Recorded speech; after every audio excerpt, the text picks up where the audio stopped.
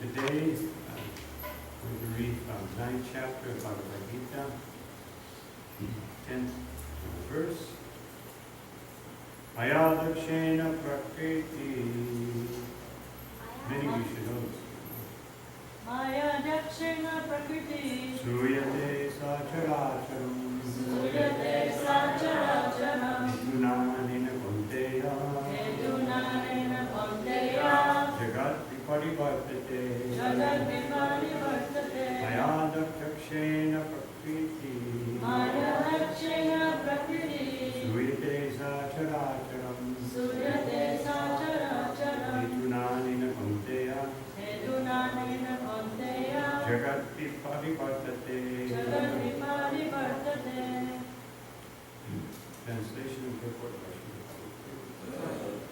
This material nature, which is one of my energies, is working under my direction, O son of Kunti, producing all moving and non-moving beings. Under its rule, this manifestation is created and annihilated again and again. Could you repeat? This material nature, which is one of my energies, is working under my direction, O son of Kunti, producing all moving and non-moving beings. Under its rule, this manifestation is created and annihilated again and again.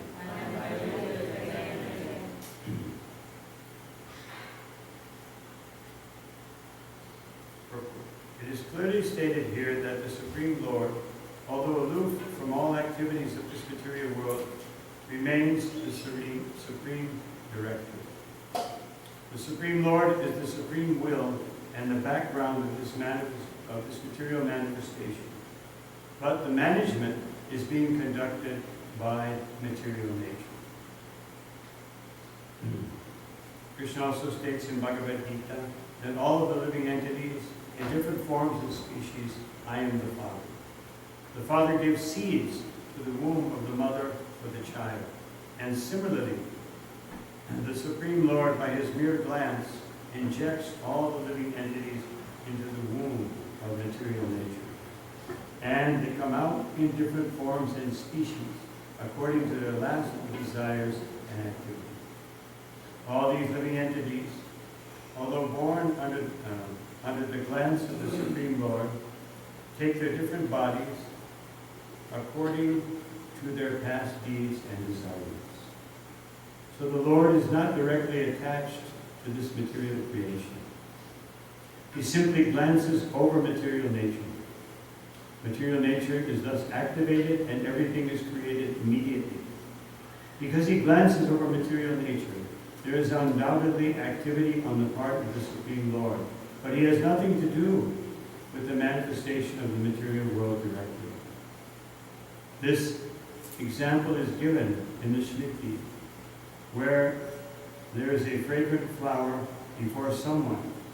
The fragrance is touched by the smelling power of the person, yet the smelling and the flower are detached from one another. There is a similar connection between the material world and the Supreme Personality of God. Actually, he has nothing to do with this material world, but he creates by his glance and ordains. In summary, material nature without the superintendence of the Supreme Personality of Godhead cannot do anything. Yet the Supreme Personality is detached from all material activity.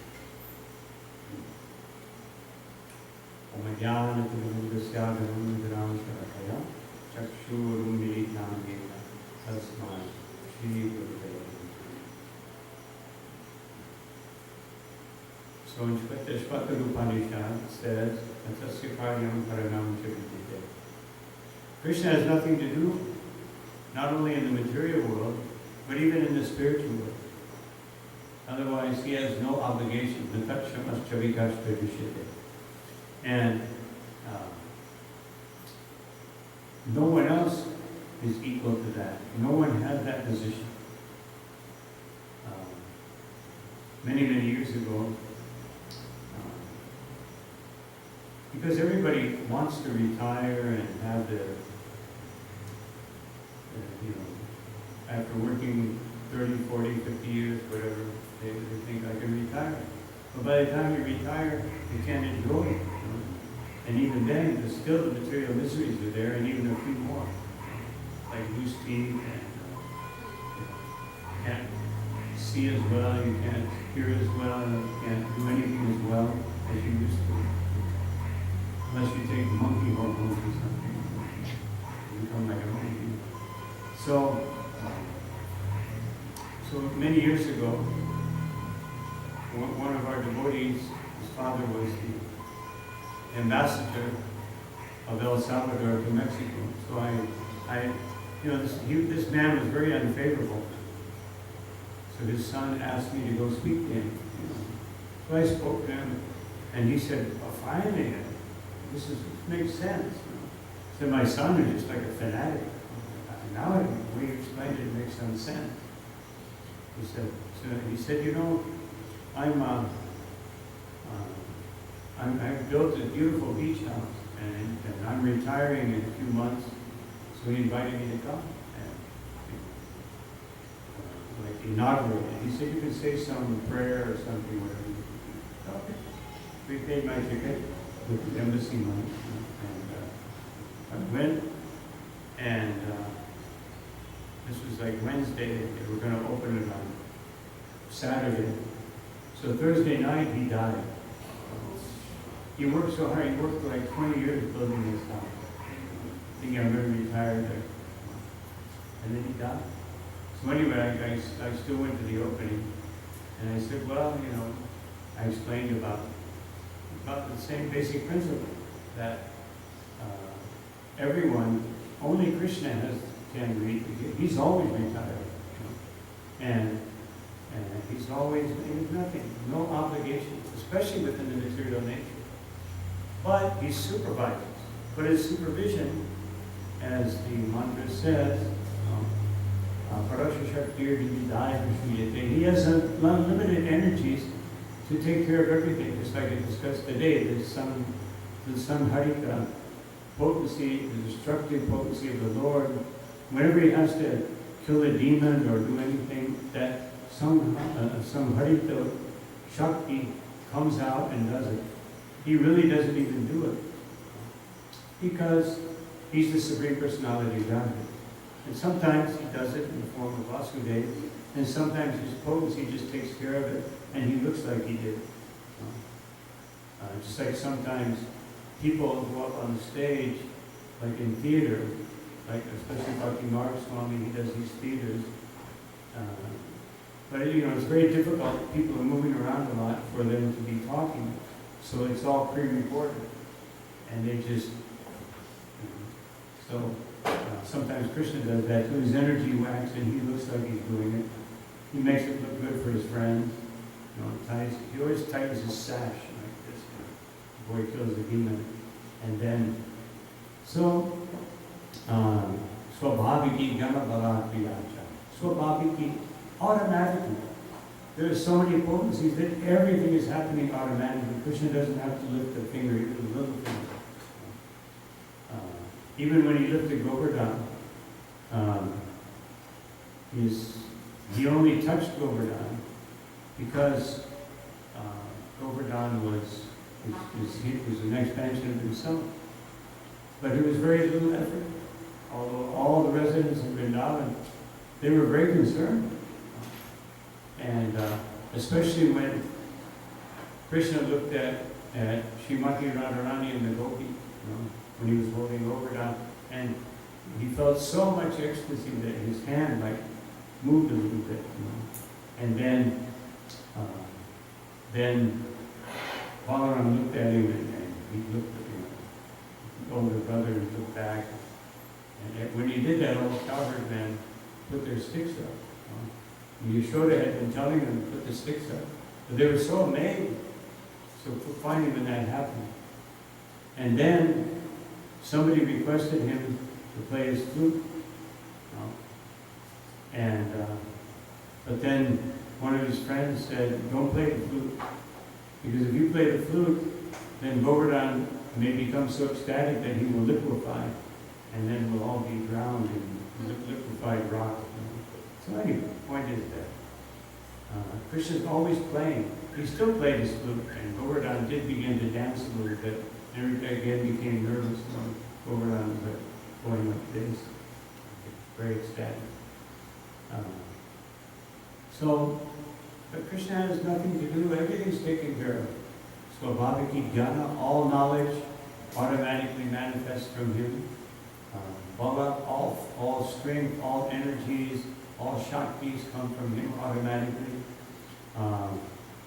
Kriya, all activities are going on, as it says here, under his supervision. So, when in the beginning of the Gita Mahatmya, in the Padma Purana, Parvati, Lakshmi, sees Lord Vishnu, and he's like, it looks very, sometimes when you see somebody thinking very much about something, they look very distant. So he had this distant look on his face. And so Parvati said, "What are you contemplating, my Lord?" He said, "I'm just amazed at my own material energy, how wonderfully it's working." And she said, "How are you amazed if it's working? It comes from you." He is, but I don't do anything about it. It just goes on. It's amazing how it works. So the Lord, because He's the ultimate person, and therefore, if somebody tells us, even if somebody tells us something we know, yeah, I know. And there's so much false ego. Krishna has no false ego. He's even amazed by his own energy. Of course, that's his lila, that he's amazed by his energy. Because when he's in the form of Krishna, even in the form of Vishnu, he's not always aware of everything by his yoga mind. And therefore, he himself becomes amazed. Just like when Krishna was, many times, he thinks that, how is this happening? Why is this happening? He seems to be bewildered. But Krishna's never bewildered. He just has that yoga maya focus. But we're all bewildered. And just like here in the purport, it says that he always remains the supreme director, although he's aloof. And by his will, Maya is in the background. As Lord Brahma says, Chaya Eva. She is like a shadow. A shadow reflects perfectly. So Maya perfectly obeys the Supreme Personality of God. Even the animals obey Paramatma. Only the human beings who are bewildered by the material energy, they're the only ones that aren't obeying Krishna. Even the ants, even the cockroach, they all obey Paramatma. Because they're motivated by Paramatma. Just like a duck doesn't have to take swimming lessons, or a bird doesn't have to take flying lessons. Like the eagles. The eagles, when the young eagle is at a certain age, they throw them out of the nest. And it's fly or die. But they fly. They know automatically Paramatma stimulates them, and they fly. So the point is that Krishna does everything so wonderfully. His material nature is so wonderful that even great personalities are amazed. Just like Markandeya Rishi. He spoke to the Lord, and he said, "My Lord, your material energy is so amazing. I want to understand it more." And the Lord said, "You already understand." He said, "No, I want to experience the power of your material energy." And so he had to go through 7 kalpas. You can imagine what it's like. One devotee told me that one of our leaders, he said that one of the astrologers told him that he would live to be over 100. And he said, you'll live so long, you'll get tired of living. So what to speak of living 7 kalpas? And you know that the first time he went through the devastation, the end of the kalpa, he was suffering so much, being tossed around in the ocean, but he couldn't die. But he was experiencing everything, being tossed in the waves, and then he knew, I have to go through this whole kalpa again, and then I have to go through this again. So, but afterwards he was definitely convinced that material energy is, better to leave it alone. And also Narada Muni, he asked the Lord, your material energy, I want to understand your material energies. I want to experience your material energy. And so Krishna told him, but this is directly with Krishna. And Krishna said, no, you don't. You don't want, you're beyond this material energy. You're my devotee. He said, no, I really want to understand. So Krishna said, all right, let us tour the universe. Krishna took the form of a Brahman, and they went together. They visited one Brahman. First they visited a Vaishya, first they visited a Brahman, and then the Brahman was doing some business, and Krishna chastised him. And then they visited a Vaishya, and he was doing business, and Krishna glorified him. So Narada Muni said, why did you chastise the Brahman? Because he's not supposed to be doing business. He's supposed to be, being a Brahman. That's why I chastised him. And so Narada Muni was thinking, well, this is, I was expecting more than this. So then they stopped at a beautiful lake in the Himalayas. And so Krishna said, let us rest here. He said, so you can bathe in the lake, and I will follow. So Narada Muni went into the lake, and then he went underwater, and when he came up, he was struggling, to, he couldn't keep him, so he was like out in it seemed like a big ocean. And then he saw someone on the bank very, very far away, and he started calling out for help. And so then this person who was a king came and pulled him out. And as he was coming out of the water, he looked at his reflection, and he was a woman. And then the king, he was very attracted, Narada was very attracted to the king, so they got married. And they had 50 children. And then they went on for a little while, life went on. And then, so the king decided that I have to, I'm going to give my inheritance to all the princes. But then they all felt that the other one was getting more than they deserved, so they all started fighting and they killed one another, and all 50 of them died. So then Narada became totally upset, and she started cursing the Lord. How could this happen? All of my sons have died. Why is God so cruel? Really upset. And then, so then Krishna came in the form of a Brahman, the same Krishna in the form of a Brahman. And she felt like, I seem to know this Brahman from somewhere. And he preached to her, and he told her, consoled her, gave her the philosophy of Bhagavad Gita, the basic philosophy. And she became peaceful, and then, so then she went for her morning bath, and she went into the pond to bathe, and when she went underwater, she came back up, and it was Narada Muni, and he walked out of the lake. And so Krishna said, he was on the bank smiling, he said, so did you have a nice bath? Yes. He said, so anything you want to tell me? Yes, my Lord. I understand your material energy, and I want nothing to do with it. So the point is that here we are in the material image. And we're so caught up with it.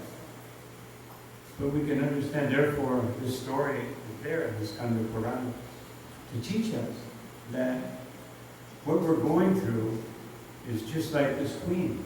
Of course, we may not be quite in the position of a queen. We might be more in the position of a pauper or certainly not on that platform. But the point is, however much opulence comes about, it will all be taken away, or it will create so many miseries. And then ultimately, we have to give it all up, and we have to come to Krishna. Then it take who knows how long. Of course, a devotee is willing to wait for Krishna's will to become manifest, but the devotee is not willing to be separated from Krishna. Just like this morning, we were discussing the Krishna saving his friends from the forest fire. And when they called out to Krishna, they said, "My Lord."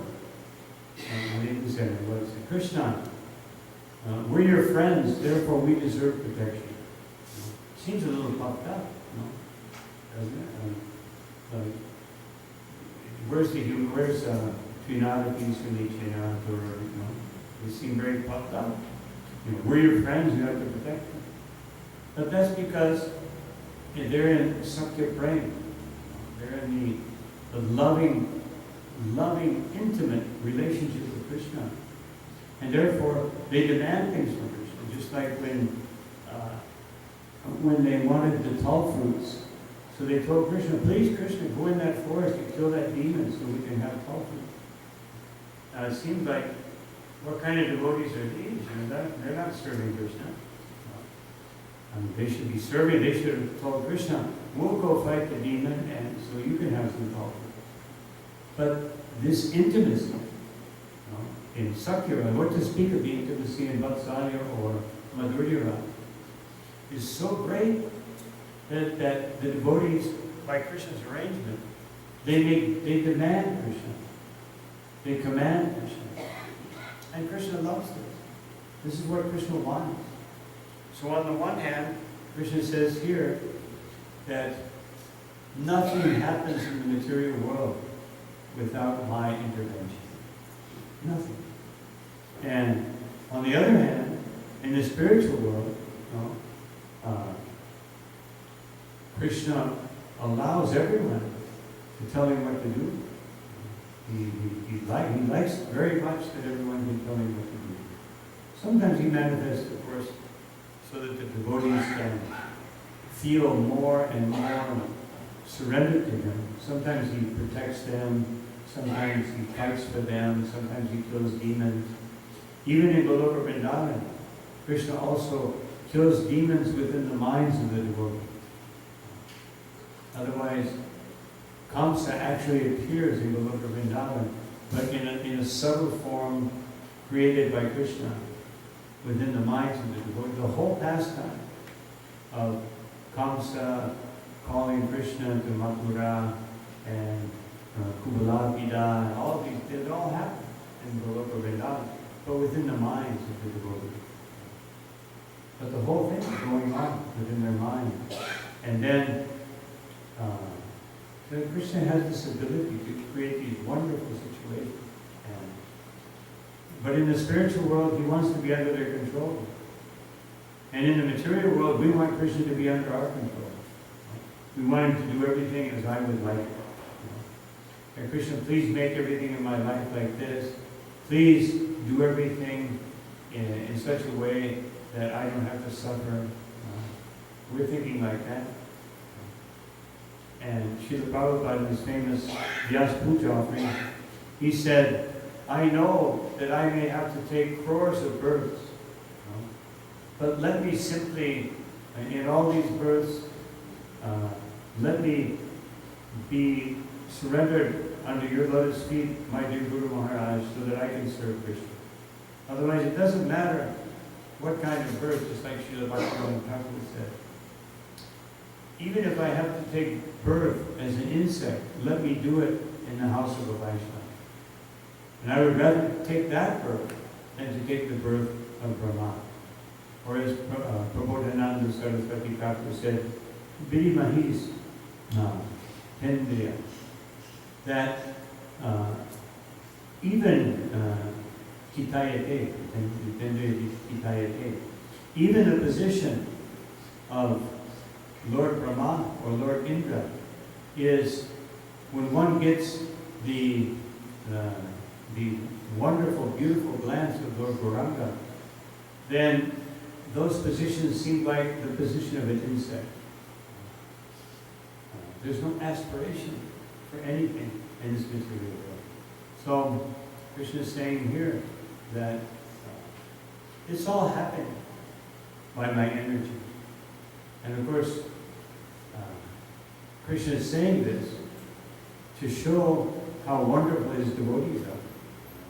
Because later on, then he says, Mahatmanas Kumar Bharta, Daivi Prakriti Mashruta. That my devotees, they're part of, here he describes his Prakriti. And in the next verse, he also describes Prakriti. And then he describes his devotees who are under another Prakriti, Daivi Prakriti, Ashrita. They're surrendered under the divine potency. Of course, Maya, Daivi Heshaguna Maya, Mama Maya, Gurate. Maya is also divine. She's Daivi. She's divine because she is interrelated with Krishna. So this is the position of Maya, just like the position of Shiva and the position of Maya. They're almost in the spiritual world. They're almost in the spiritual world. And the position of Maya and the position of Shiva, they're actually expansions of Vishnu and Lakshmi, respectively. But with a tinge of material nature. Just enough so that they can exist within the material world. But the devotees, they can't exist in the material world. Otherwise, they can come here and they can perform service for Krishna, but they must remember Krishna. Just like Srila Prabhupada said, there was never a time when I did not remember Krishna. Prabhupada said that. Never a time. His whole life. Although, when he was a young boy, he had toy guns, and he was playing with them. So one could think, wait a minute, where's Krishna? But,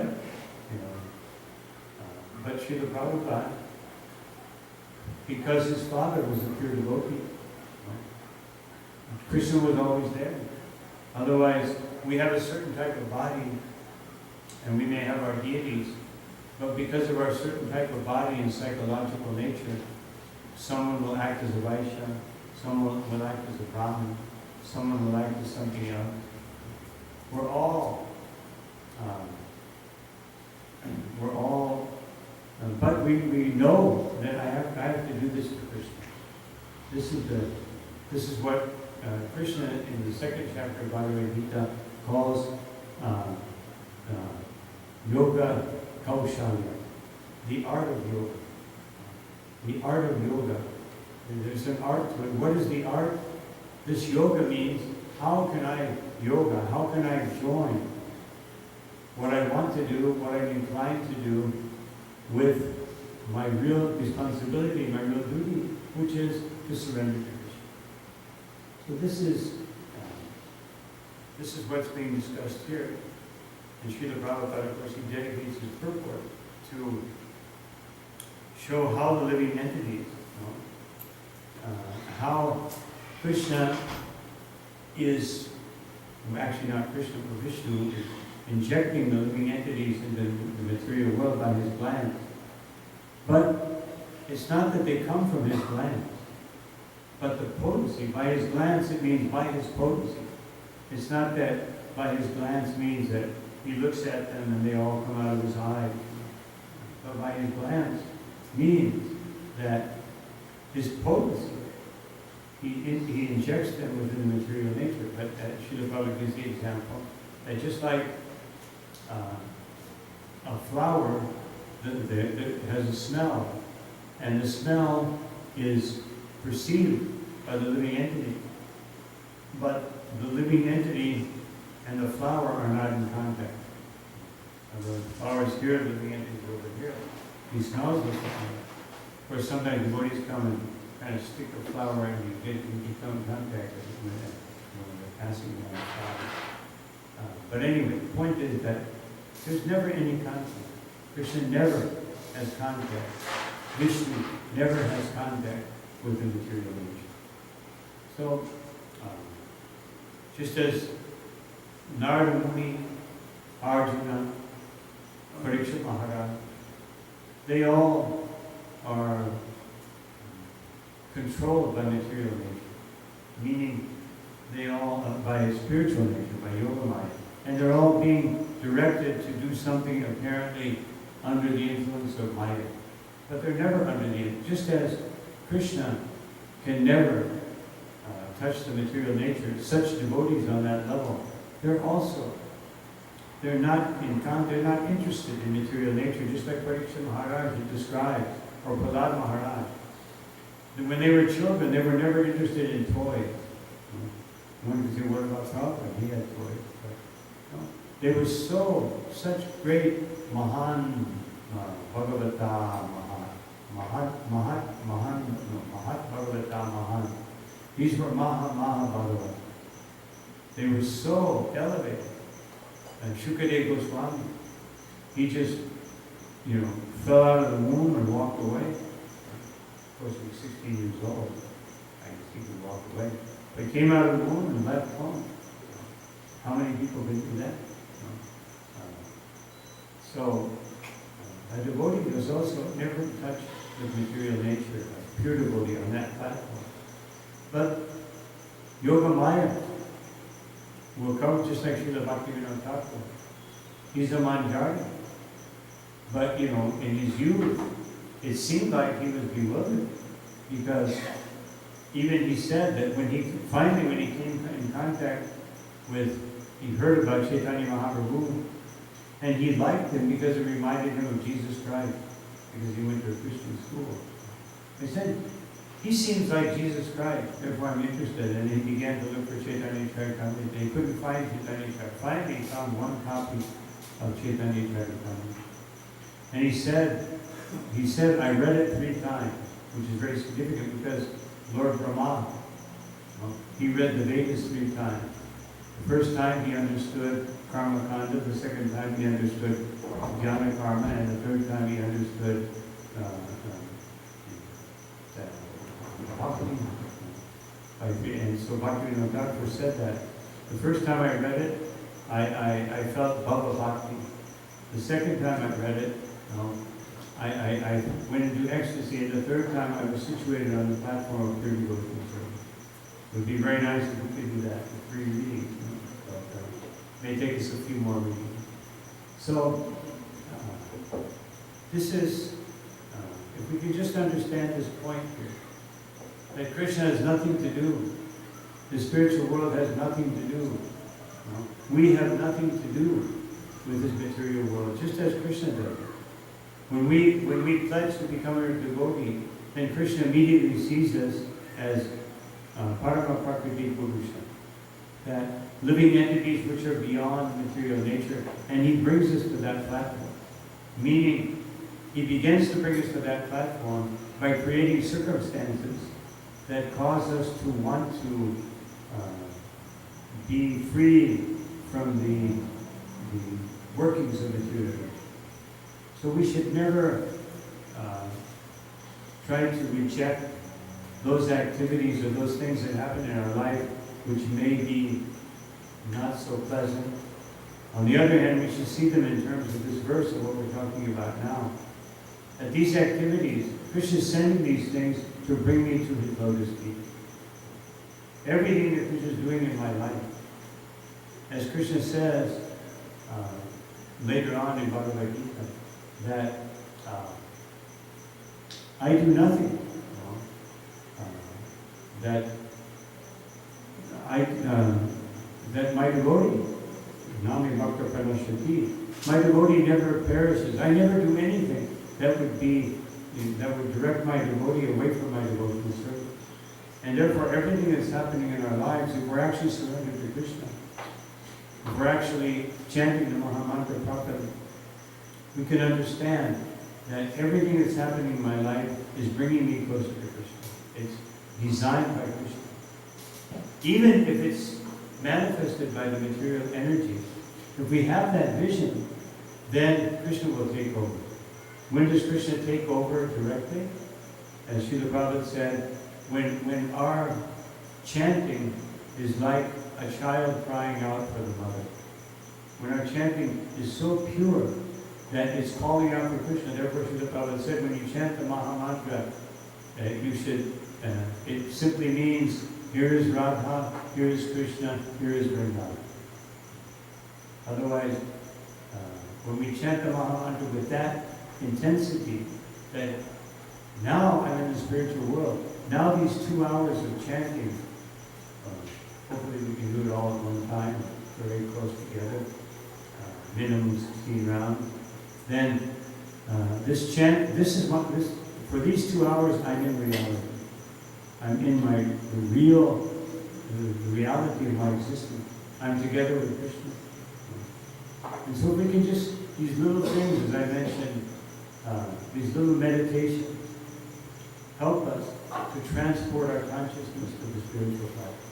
And on that platform, we can relish Krishna consciousness. And we can relish Krishna consciousness even when all the difficulties of material nature are upon us. Just like the Avanti Brahman.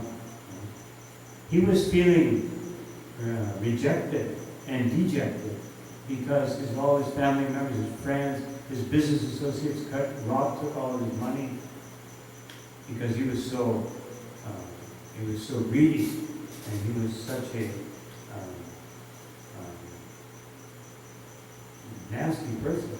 He wouldn't even give his family members what they needed. So they rejected him. They rejected him. And then he felt, completely hopeless. But then he began to think, this is the first time in my life I'm actually feeling peaceful. Because I don't have, I have nothing to do. I have no money, I have no family. And then he began to realize that this is actually very wonderful. And then he took a vow that I'm simply going to wander and observe everything. As Sri Narada Muni said, that the duty of a person who wants to be self-realized is to observe all the different species of life and understand the miseries that they're suffering. And therefore, he will not aspire for any position in this material world. This is the type of analysis we should do. And you look at a lizard, I don't want to be a lizard. No? And you look at a fly, that's easy. But sometimes when we look at a king, or we look at a very wealthy individual, or we look at a very fortunate person, we think, well, if I only had that. Especially sometimes the devotees, we see another devotee, he's chanting nicely, he has a nice place, Krishna arranged everything, and I'm going through all kinds of troubles. Why can't I be like that? No. We should be happy with whatever Krishna is giving us, or whatever situation Krishna is putting us in, because that is what Krishna is arranging for me. Even if it's through his material nature, if we see it that way, then it becomes, because material nature is Krishna's shadow, if we see material nature working under Krishna's direction, then we see the hand of Krishna. And when we see the hand of Krishna, then the hand of Krishna will actually come, and Krishna will make all the arrangements so that we can, as Srila Prabhupada explains in the famous verse 310, Sahajya Parakrishna, Puravacha Chapati, that Srila Prabhupada says this is the perfect arrangement. You do Jagya? No. So by that Jagya, if you do the proper Jagya, Sankirtan Jagya, or in other ages another Jagya, your life in this world will be very peaceful and sublime.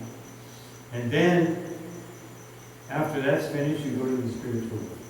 Perfect arrangement. Otherwise, Krishna doesn't want us to suffer in any way. But that doesn't mean that the material body won't suffer.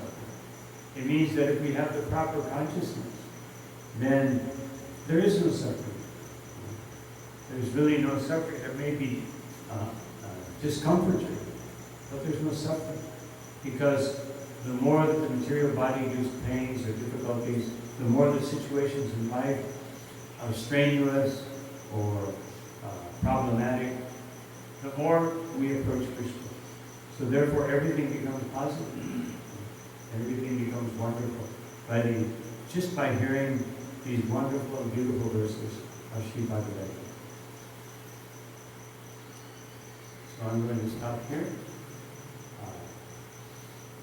Any questions or comments?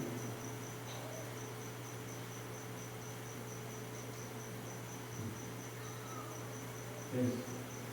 Yes, God. Speaking, and you spoke about the material energy being very difficult to go through, and the only way really we can come out of it, you didn't mention it, but we have to hear from the spiritual master who can give us the information that explain what Krishna has given in the scripture and so on. And there's also an example of if you go on your own, you may be riding a bicycle, but if you catch onto a truck, you can go very fast. Mm-hmm. So if you hook up with the proper, we can go very quickly and get out of the touches of the pure energy. But, and when we first started really trying to gain the person that Sevaya, he said that the spiritual master must approach him who has seen the truth. So my question is, does it matter what position that spiritual master is in? If he's a big guru, or he's a medium guru, If he's a what guru? a big time guru, Okay. or he's a medium guru, or he's a small time guru. Or is he just once he's connected in the parampara? Yeah. What does it mean, big time and small time? Well, different people have different I mean, a lot of interpretations. disciples, a lot of. Well, let us look at Wait, before you continue. Oh, okay. So the spiritual master is considered to be Akan Guru Tattva. He has the full potency of Guru Tattva coming from the Bhagavan, representative of Lord Bhagavan. So couldn't you get the same result regardless of the position of the spiritual master? His position In advancement. in advancement. I mean, if he's a Madhyam Guru or if he's a Kanishka Guru. No, Srila Prabhupada says very clearly in two places that I know of. That one is one purport in the second canto. Srila Prabhupada says one can, a Madhyamadikari or a Kanishkadikari can initiate, but the disciple cannot go beyond that platform. And of course, in the Nectar of Instruction, Srila Prabhupada said one should accept a Mahabharata Guru. And one can also accept Madhyam or Kanishka, but same thing. So one may think, well, wait a minute, in ISKCON, is everybody a Mahabharata? And if not, am I stuck? So the answer is that, just as Srila Prabhupada indicated in his famous letter, saying, even if the Guru is not liberated, if he's following the liberated person, otherwise, because one time Srila Prabhupada said, maybe more than once, that Lord Brahma is not always a Mahabharata. He's not always a pure devotee. But because he's following Krishna's instruction, then he becomes a pure devotee. He is a pure devotee because he's following Krishna. Even though his, so to speak, in his advent, he may have not been a pure devotee. He may be someone who's ascending. So as long as the spiritual master is connected with the Mahabharata, then you have access to the Mahabharata. So therefore, even if a Kanishka Guru is not recommended. A Kanishka Guru, his actions, even though one may be able to connect with the Mahabhagavad, by his actions one will become devotee. And his actions, his instructions, etc., they won't be fulfilling, they won't be satisfied, they'll be bewildering.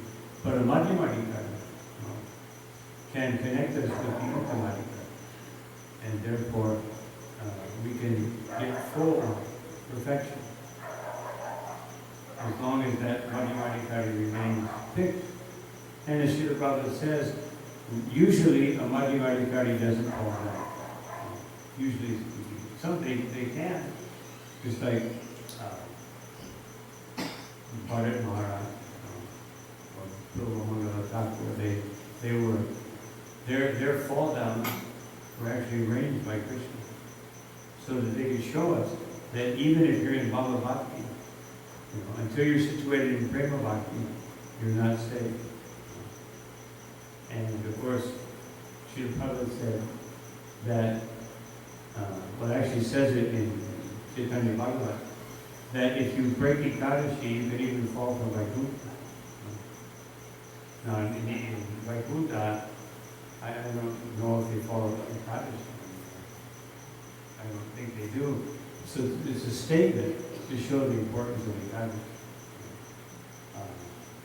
So the point is, and Rupa Goswami also says in Bhakti Rasamrita Sindhu, about that is nectar of devotion, that until one, as long as one is embodied, one has to follow the rules and regulations of devotional service.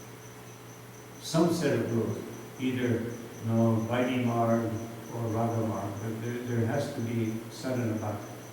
As long as one is in this body, there has to be some system, even though it may be like Vamsidas Babaji or something, he was pretty eccentric.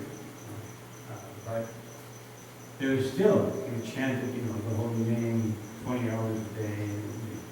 So when you chant the holy name 20 hours a day, you can probably be a little eccentric or appear to be. Actually, it's just absorption. He would chastise his deity with a stick. Threaten his deity with a stick. The deity didn't eat on time or something. So that's not for us. But the point is that, yes, if the Guru is properly connected, then we're safe. So we have the Mahabhagavad Sri Bhagavad, and we have many Mahabhagavad Sri Bhagavad, and someone is connecting us to them, but they have to be fixed, and they have to be steady. So I'm actually going to stop here because I have to leave very, very early in the morning, and I'm not feeling a little sick, so I want to try to get some rest. I'm going to go ahead and stop now for this time around. I want to thank you all for your kind attention, for your devotional service, and request that we all try to appreciate all the other Vaishnavas. Otherwise, appreciate every Vaishnava. Look for all their redeeming qualities. Look for their surrender, whatever degree of surrender, try to see that. We may also see the defects, but unless it's our duty to work with that devotee over their defects, we shouldn't be very interested. If we see too many defects in someone, then you just keep your distance. But we should not think so negatively about anyone who's trying to serve Krishna. We may keep a distance because someone has some bad habits or something. And if it's your position, then you have to correct someone. If you're the father, the mother, the king, temple president, GBC, this or that, popular leader, whatever, head pujari, head cook, you have to correct someone. But even then it should be done. Like Srila Prabhupada would correct devotees. Sometimes he would become a little angry, but it would be like 3 minutes. And then Prabhupada would smile. Sometimes he would go a little longer than that. But generally speaking, for a a general correction. He would, chastise someone for a couple minutes, and then he would smile, give them reassurance. But we're not Prabhupada, so we can't always do that. We have to be careful with anger. We may not be able to utilize it properly. Even as parents, sometimes parents become, because they have their own material desires, and so when the children interfere with their material desires, sometimes there's an excess of chastisement or something. Anyway, that's my only request. Actually, it's interesting that Vaisheshika Prabhu, my good friend, when he gives initiation, he says, so you must follow these 4 principles, and there's a 5th principle, that don't criticize. He said, of course, that's not, that's not, but he said, I'm requesting that you follow this 5th principle, don't criticize. Look for the good, how to inspire others in devotional service. So anyway, thank you very much for your association and your kind attention, giving me some service to do. And I consider that my privilege. All glory to Shri Guru, Shri Guru, Shri Prabhupada, Trinidad, Anantakuti, Vaishnava, His Holiness Prasad Swami Maharaj ki